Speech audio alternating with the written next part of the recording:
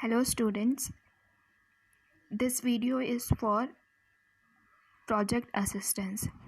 So in this video we will discuss about chapter 2, that is research design. So what should we include in the research design? So simple terms nalli helbekandre research design, it is the blueprint of whole project. ನೀವು ಮಾಡುವಂಥ hole project, complete ಪ್ರಾಜೆಕ್ಟ್ನಲ್ಲಿ ಏನೇನು ಬರುತ್ತೆ ಅಂತ ಒಂದು blueprint ತೋರಿಸೋದು research design. So ಯಾರಾದರೂ ನಿಮ್ಮ ಪ್ರಾಜೆಕ್ಟ್ನ ರೆಫರ್ ಮಾಡಬೇಕಂದ್ರೆ ಇನ್ಫಾರ್ಮೇಷನ್ ಏನಿದು ಪ್ರಾಜೆಕ್ಟ್ ಏನಿದೆ, ಇದರಲ್ಲಿ ಯಾವುದ್ರ ಮೇಲೆ ಸ್ಟಡಿ ಮಾಡಿದ್ದಾರೆ ಅಂತ ಎಲ್ಲ ನೋಡಬೇಕಂದ್ರೆ if they study your second chapter they will get a clear idea about your study. So research design it basically a blueprint. It includes everything of the whole project. So ಇದರಲ್ಲಿ ಏನೇನು ಬರುತ್ತೆ? So first thing ನೀವು mention ಮಾಡಬೇಕಾಗಿರೋದು second chapter research ಡಿಸೈನ್ನಲ್ಲಿ title of your project. ನಿಮ್ಮ project title ಏನು ಅಂತ mention ಮಾಡಬೇಕು.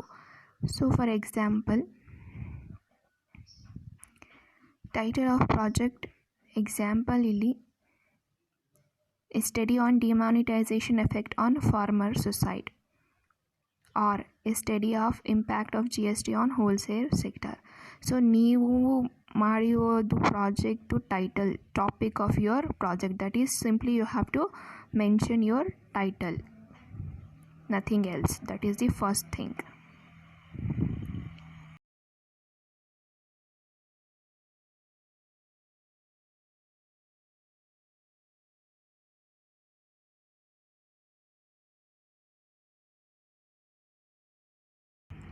Next,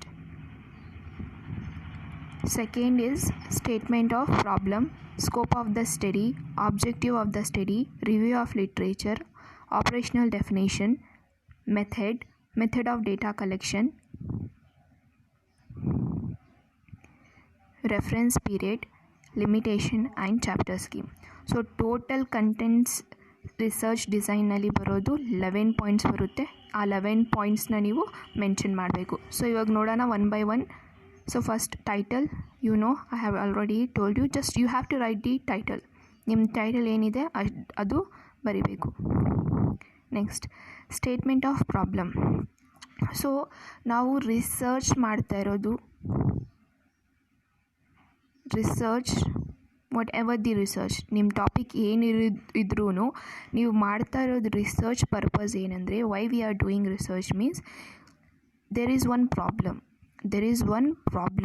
To solve this problem we are giving one solution, suggestion and our findings to solve that specific problem.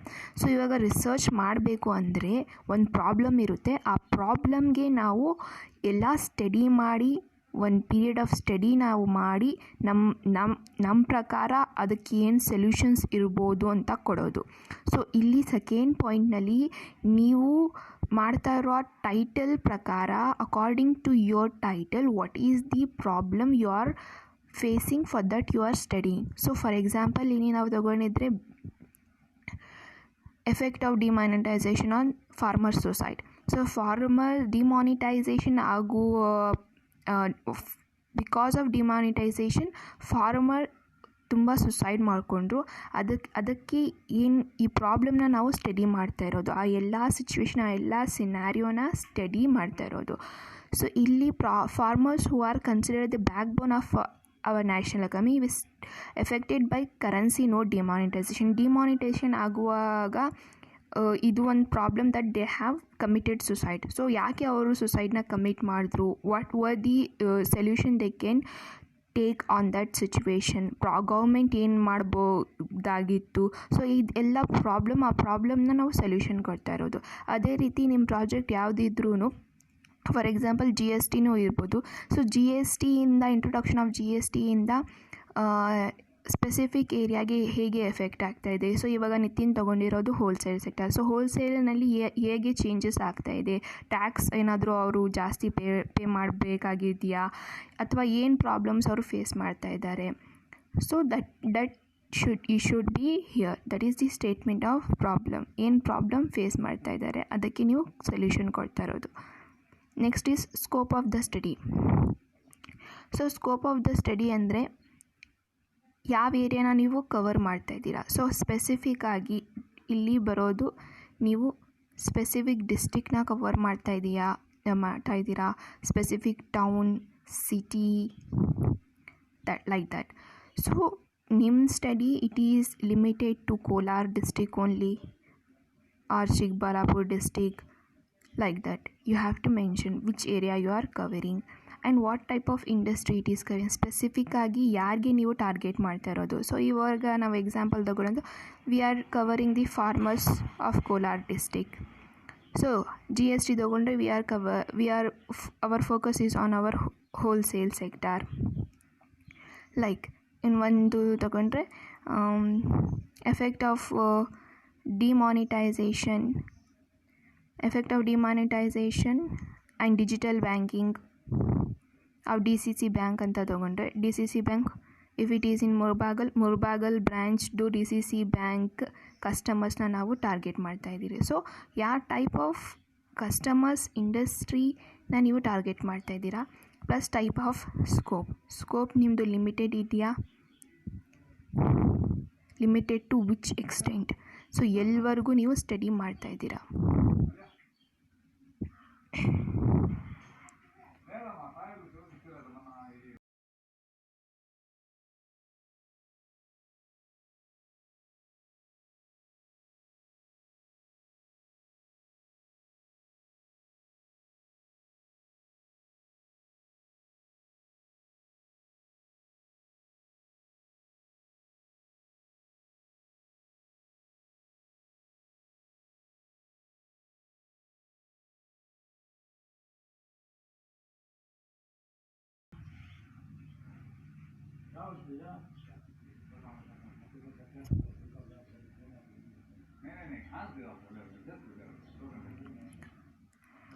So objective of study, ನೀವು study ಮಾಡ್ತಾ ಇರೋದು ನಿಮ್ಮ AIIMS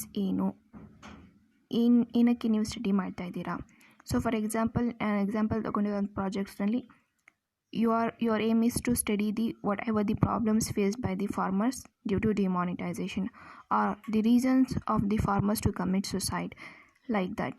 so GST ತೊಗೊಂಡ್ರೆ wholesale ಪ್ರೈಸಸ್ನಲ್ಲಿ ಯಾವ ಥರ ಗೂಡ್ಸ್ ಪ್ರೈಸಸ್ನಲ್ಲಿ ಹೋಲ್ಸೇಲ್ ಪರ್ಚೇಸ್ ಮಾಡಿದ್ರೆ ಯಾವ ಥರ ಚೇಂಜಸ್ ಆಗ್ತಾಯಿದೆ, ಪ್ಲಸ್ ಟ್ಯಾಕ್ಸ್ ಸ್ಟ್ರಕ್ಚರ್ ಏನಾದರೂ ಚೇಂಜ್ ಆಗಿದೆಯಾ. So objective of study means ನೀವು ಏನಕ್ಕೆ ಈ ಸ್ಟಡಿ ಮಾಡ್ತಾರೆ, aims of your study. Next, review of literature.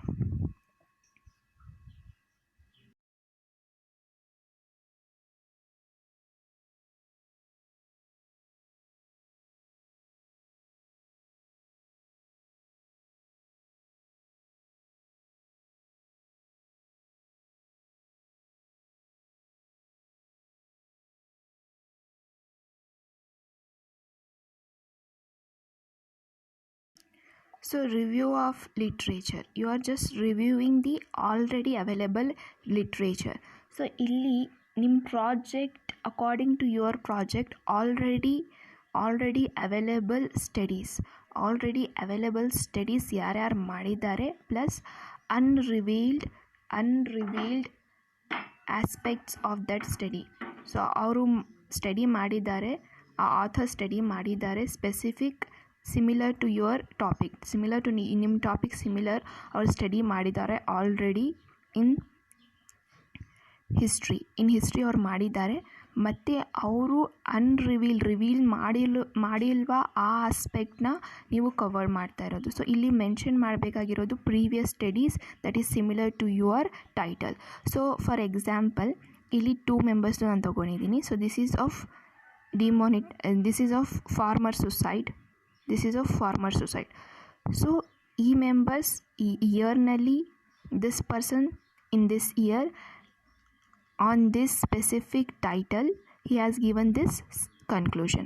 So ಯಾರು ಮಾಡಿದ್ದಾರೆ, ಯಾವ ಇಯರ್ನಲ್ಲಿ ಮಾಡಿದ್ದಾರೆ, ಏನು ಅವ್ರದ್ದು ಟೈಟಲ್ ಏನು ಕನ್ಕ್ಲೂಷನ್ ಕೊಡ್ತಿದ್ದಾರೆ ಅವರು, ಪ್ಲಸ್ ಅವರು the unreveal aspect of the study. So ಅವರು ಸ್ಟಡಿ ಮಾಡಿಲ್ಲ ಆ ಪಾರ್ಟ್ನ, ಯಾವ ಪಾರ್ಟ್ನ ಅವರು ಸ್ಟಡಿ ಮಾಡಿಲ್ಲ ಅಲ್ಲಿ ನೀವು ಮೆನ್ಷನ್ ಮಾಡಬೇಕು. ಸೊ ಇದು ಮಿನಿಮಮ್ 7 ಮೆಂಬರ್ಸು ನೀವು ಮೆನ್ಷನ್ ಮಾಡಬೇಕು. ಸೊ ಇಲ್ಲಿ ನಿಮಗೆ ರಿವ್ಯೂ ಆಫ್ ಲಿಟ್ರೇಚರ್ ಸಿಗ್ತಾ ಇಲ್ಲ ಅಂದರೆ, if your study is new, ನಿಮ್ಮ ಸ್ಟಡಿ ನ್ಯೂ ಇದೆ, ನೀವು ಫಸ್ಟ್ ಟೈಮ್ ಮಾಡ್ತಾ ಇದ್ದೀರಾ ಅಂದರೆ there will be no review of literature, you can skip this one. Next operational definition of the concepts ಅಂದರೆ, ನೀವು ಹೋಲ್ ಪ್ರಾಜೆಕ್ಟ್ನಲ್ಲಿ, ನಿಮ್ಮ ಎಲ್ಲ ಪ್ರಾಜೆಕ್ಟ್ನಲ್ಲಿ ಸಮ್ ನ್ಯೂ ವರ್ಡ್ಸ್ನ ಯೂಸ್ ಮಾಡ್ತೀರಾ. ಸೊ ಇಲ್ಲಿ ಒಂದು ಟೈಪ್ ಆಫ್ ಗ್ಲಾಸರಿ ಟೈಪ್ ಕೊಡೋದು, ಟೆಕ್ಸ್ಟ್ ಬುಕ್ನಲ್ಲಿ ಇರುತ್ತಲ್ಲ ಗ್ಲಾಸರಿ ಮೀನಿಂಗ್ಸ್. ಸೊ ಇಲ್ಲಿ important definitions of important words, ಇಲ್ಲಿ ನಿಮ್ಮೆಲ್ಲ ಸ್ಟಡಿ ಮಾಡುವಾಗ ನೀವು ಯಾವ್ದು ಇಂಪಾರ್ಟೆಂಟ್ ಇದು ವರ್ಡ್ ಇಂಪಾರ್ಟೆಂಟ್ ಅನಿಸುತ್ತೆ ನಿಮಗೆ, ಆ ವರ್ಡ್ ಇಲ್ಲಿ ಹಾಕಿ ಅದಕ್ಕೆ ಡೆಫಿನೇಷನ್ ಆರ್ ಮೀನಿಂಗ್ ಇಲ್ಲಿ ಬರಿಬೇಕು. ನೆಕ್ಸ್ಟ್ ಮೆಥಡಾಲಜಿ ಅಂದರೆ ಟೈಪ್ ಆಫ್ ರಿಸರ್ಚ್. ಸೊ ನೀವು ಮಾಡ್ತಾ ಇರೋದು ಸ್ಟಡಿ ಯಾವ ಟೈಪ್ನಲ್ಲಿ ಇದೆ ಅಂತ.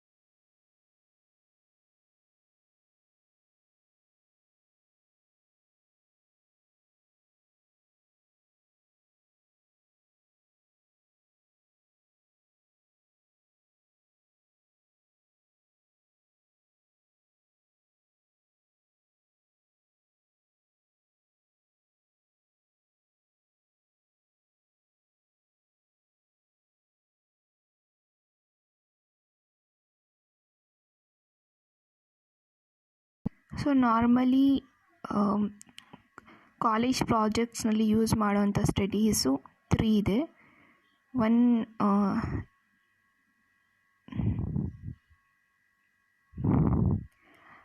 Is analytical, descriptive and exploratory. So analytical ಅಂದರೆ ಆಲ್ರೆಡಿ ಅವೈಲೇಬಲ್ ಇರುವಂಥ ಇನ್ಫಾರ್ಮೇಷನ್ನ ಕ್ರಿಟಿಕಲ್ ಇವ್ಯಾಲ್ಯೂಯೇಷನ್ ಮಾಡ್ತಾ ಇರೋದು. ಸೊ ಫಾರ್ ಎಕ್ಸಾಂಪಲ್, ನಿಮ್ಮ ಕಂಪನಿಯಿಂದ ನಿಮಗೆ ಇನ್ಫಾರ್ಮೇಷನ್ ಸಿಕ್ಕಿದೆ, ಲೈಕ್ ಬ್ಯಾಲೆನ್ಸ್ ಶೀಟ್ ಇದೆ, ಪ್ರಾಫಿಟ್ ಆ್ಯಂಡ್ ಲಾಸ್ ಅಕೌಂಟ್ ಇದೆ, ಅಥವಾ ಅವ್ರ ವೆಬ್ಸೈಟಿಂದ ನಿಮಗೆ ಇನ್ಫಾರ್ಮೇಷನ್ ಸಿಕ್ಕಿದೆ. ಸೊ ಇಲ್ಲಿ ಆಲ್ರೆಡಿ ಅವೈಲೇಬಲ್ ಇರುವಂಥ ಇನ್ಫಾರ್ಮೇಷನ್ನ ನೀವು ಯೂಸ್ ಮಾಡಿ ಅನಾಲಿಸಿಸ್ ಮಾಡಿ ಒಂದು ಕ್ರಿಟಿಕಲ್ ಇವ್ಯಾಲ್ಯೂಯೇಷನ್, ನಿಮ್ಮ ಪ್ರಕಾರ ಆ ಸ್ಟಡಿಗೆ ನೀವು ಕನ್ಕ್ಲೂಷನ್ ಕೊಡೋದು ಅನಾಲಿಟಿಕಲ್ ಸ್ಟಡಿ. ಆಲ್ರೆಡಿ ಅವೈಲೇಬಲ್ ಇರುವಂಥ ಇನ್ಫಾರ್ಮೇಷನ್ನ ಯೂಸ್ ಮಾಡಿ ನೀವು ರಿಸರ್ಚ್ ಮಾಡ್ತಾ ಇರೋದು. ಡಿಸ್ಕ್ರಿಪ್ಟಿವ್ ಅಂದರೆ ಇದರಲ್ಲಿ this is the basic type of study. This is also done with the available information. ಒಂದು ಚೇಂಜ್ ಏನಂದರೆ, ಇದರಲ್ಲಿ ನಾವು ಆನ್ಸರ್ ಮಾಡೋದು ಕ್ವಶನ್ಸ್ಗೆ what type of questions, where and when. So what, when and what, where and when. So ಈ ಥರ ಫಾರ್ಮ್ಸ್ನಲ್ಲಿ ಬರುವಂಥ ಪ್ರಾಬ್ಲಮ್ಸ್, ಕ್ವಶನ್ಸ್ಗೆ ಆನ್ಸರ್ ಮಾಡಿದ್ರೆ that is descriptive study. So analytical ಅಂದರೆ ಆಲ್ರೆಡಿ ಅವೈಲೇಬಲ್ ಇರುವಂಥ ಇನ್ಫಾರ್ಮೇಷನ್ನ ಯೂಸ್ ಮಾಡಿ ಪ್ರಾಬ್ಲಮ್ ಸಾಲ್ವ್ ಮಾಡೋದು. Descriptive also is like that only, but one change is that ನಿಮ್ಮ ಸ್ಟಡಿನಲ್ಲಿ ಏನಾದರೂ ನೀವು ಕ್ವಶನ್ ಕೇಳ್ತಾ ಇದ್ರೆ, ಲೈಕ್ ಅದು ಕ್ವಶನಲ್ಲಿ ವಾಟ್ ಟೈಪ್ ಆಫ್ ಕ್ವಶನ್ ನೀವು ಕೇಳ್ತಾ ಇದ್ದೀರಾ, ವೆನ್ ಆಗಿದೆ ಅಂತ ಕೇಳ್ತಾ ಇದ್ದೀರಾ, ವೇರ್ ಆಗಿದೆ ಅಂತ ಕೇಳ್ತಾ ಇದ್ದೀರಾ, ದಟ್ ಈಸ್ ಡಿಸ್ಕ್ರಿಪ್ಟಿವ್ ರಿಸರ್ಚ್. ಒಂದು ಬರುತ್ತೆ that is exploratory research, that is you are exploring the new areas which is not explored by anyone before, that is exploratory research. So ನೀವು ನೋಡಬೇಕು ಇಲ್ಲಿ ನಿಮ್ಮ ಟೈಟಲ್ ಈ 3ನಲ್ಲಿ ಯಾವ್ದು ಬರುತ್ತೆ, ಈ 3 ರಿಸರ್ಚಸ್ನಲ್ಲಿ ಯಾವ ರಿಸರ್ಚ್ನಲ್ಲಿ ಕ್ಲಾಸಿಫೈ ಆಗುತ್ತೆ ಅಂತ ನೋಡಿ. ಆಮೇಲೆ method of collection. So method of collection primary ಇದೆಯಾ, ಸೆಕೆಂಡ್ರಿ ಇದೆಯಾ, ಅಥವಾ ಎರಡೂ ಇದೆ ಅಂದರೆ ಪ್ರೈಮರಿನಲ್ಲಿ ನೀವು ಯಾವ ಥರ ಕಲೆಕ್ಟ್ ಮಾಡ್ತಾಯಿದ್ದೀರಾ, ಸೆಕೆಂಡ್ರಿನಲ್ಲಿ ಯಾವ ರಿಸೋರ್ಸಸ್ಸಿಂದ ನೀವು ಕಲೆಕ್ಟ್ ಮಾಡ್ತಾಯಿದ್ದೀರಾ ಅಂತ ಇಲ್ಲಿ ಮೆನ್ಷನ್ ಮಾಡಬೇಕು. ಸೊ ಪ್ರೈಮರಿ ಅಂದರೆ questionnaires. So with the help of questionnaires you are collecting the data and also you are referring the websites of specific topic or company.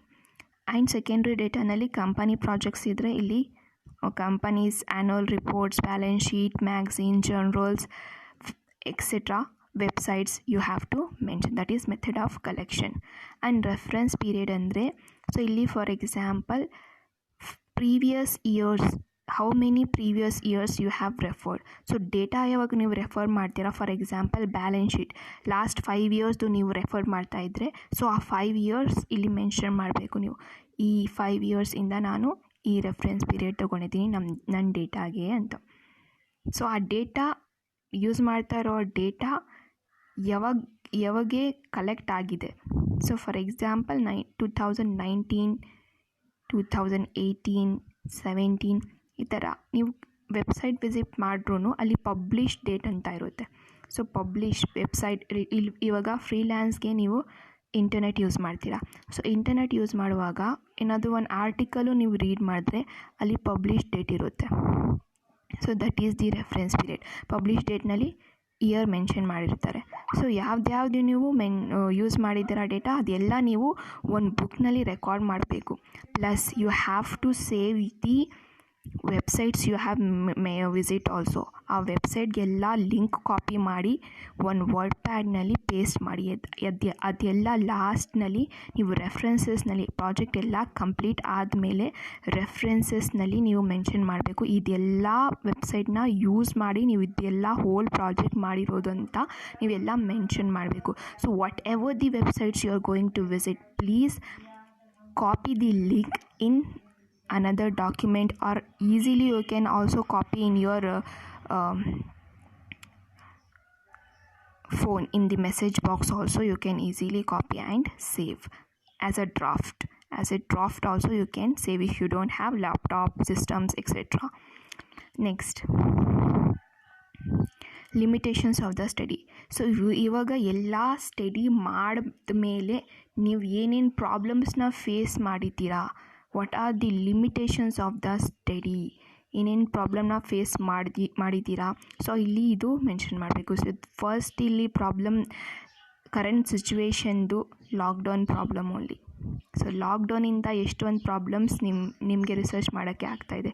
So ಅದೆಲ್ಲ ಲಿಮಿಟೇಷನ್ಸ್ ನೀವು ಇಲ್ಲಿ mention ಮಾಡ್ಬೋದು. Plus time ನಿಮಗೆ ಸಾಕಾಗಿಲ್ವಾ, data available ಇರಲಿಲ್ಲ, ಮತ್ತು ಏನಾದರೂ ಕಂಪನಿಗೆ visit ಮಾಡುವಾಗ ಅವರು ಬ್ಯಾಡ್ಲಿ ನಿಮಗೆ ಟ್ರೀಟ್ ಮಾಡಿದರು, ಸರಿಯಾಗಿ ಇನ್ಫಾರ್ಮೇಷನ್ ಕೊಟ್ಟಿಲ್ಲ, ಬ್ಯಾಂಕ್ನಲ್ಲಿ ಮಾಡುವಾಗ ತುಂಬ ವೇಟ್ ಮಾಡಿದ್ರು, ಸರಿಯಾಗಿ ಇನ್ಫಾರ್ಮೇಷನ್ ಕೊಟ್ಟಿಲ್ಲ, ರೆಫರೆನ್ಸ್ ಕೊಟ್ಟಿಲ್ಲ. So all those problem you have to mention here in the limitations of the study. ಲಾಸ್ಟ್ನಲ್ಲಿ chapter scheme. So this will be same for everyone. So chapter ಸ್ಕೀಮ್ನಲ್ಲಿ introduction, research design, company profile, analysis and interpretation, findings and conclusion. So ಇದಕ್ಕೆ simple meanings ಬರೀಬೇಕು. ಇಂಟ್ರೊಡಕ್ಷನ್ನಲ್ಲಿ ಏನೇನು ಬರುತ್ತೆ ನಿಮ್ಮ study ಪ್ರಕಾರ, research design ಅಂದರೆ ಏನು, ಕಂಪನಿ ಪ್ರೊಫೈಲ್ನಲ್ಲಿ ನೀವು ಏನೇನು ಮೆನ್ಷನ್ ಮಾಡಿದ್ದೀರಾ, ಅನಾಲಿಸಿಸ್ ಅಂದರೆ ಏನು, ಇಂಟರ್ಪ್ರಿಟೇಷನ್ ಅಂದರೆ ಏನು ಅಂತ ಮೀನಿಂಗ್ಸ್ ಬರೀರಿ, ಮತ್ತು ಫೈಂಡಿಂಗ್ಸ್ ಆ್ಯಂಡ್ ಕನ್ಕ್ಲೂಷನ್ ಅಂದರೆ ಇದರಲ್ಲಿ ಏನೇನು ಬರುತ್ತೆ ಅಂತ ಬರೀಬೇಕು. So this is all about research design. So if you have any doubts you can ask me in the group, and this is same for freelance and also for company projects. difference will come in the third chapter. Only after the completion of the second chapter only I will guide for the third chapter for all the students at that time. Please don't ask me individually because I am unable to give replies to every 13 members. If you are asking individually, I have to concentrate on your online classes also, preparing ppts, collecting relevant data, recording it and uploading it. It is very difficult. So better you can ask me your doubts on Saturdays and Sundays. Saturdays and Sundays are meant for your projects only. On that time I will not upload any class. So Saturday and Sunday you can ask your doubts, you can submit your chapters for correction, and also you can call me. And please don't call me after 4:30. Okay, if you have any doubts you can ask me in the group. Thank you.